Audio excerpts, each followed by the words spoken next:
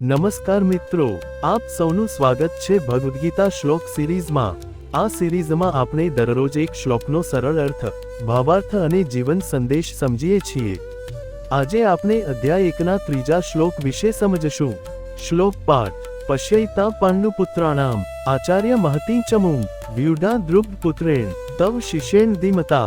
એકવાર ધીમે અને એકવાર સ્પષ્ટ ઉચ્ચાર સાથે વાંચવો।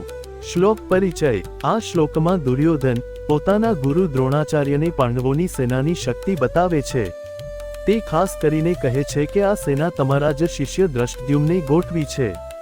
શબ્દાર્થ સિમ્પલ ગુજરાતી। પશ્યત જુઓ, એતા આ પાંડુપુત્રાણામ પાંડવોની, મહતીમ ચમું વિશાળ સેના, વ્યુઢામ સારા રીતે ગોઠવેલી, દ્રુપદપુત્રેણ દ્રુપદના પુત્ર દ્વારા, તવ શિષ્યેણ તમારા જ શિષ્ય દ્વારા, ધીમતા બુદ્ધિશાળી। ભાવાર્થ ઇઝી એક્સપ્લેનેશન।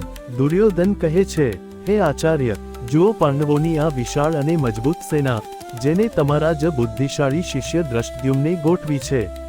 અહીં દુર્યોધનની ચતુર રાજનીતિ દેખાય છે। જીવનમાં ઉપયોગ લાઈફ લેસન। દુર્યોધન ગુરુના મનમાં શંકા ઊભી કરવા પ્રયાસ કરે છે। ખોટી બુદ્ધિથી સંબંધોમાં તણાવ ઊભો થાય છે। ગીતા શીખવે છે, ચતુરાઈ અને સચ્ચાઈ એક જેવી નથી। મુખ્ય સંદેશ। રાજનીતિથી સંબંધો બગડે છે।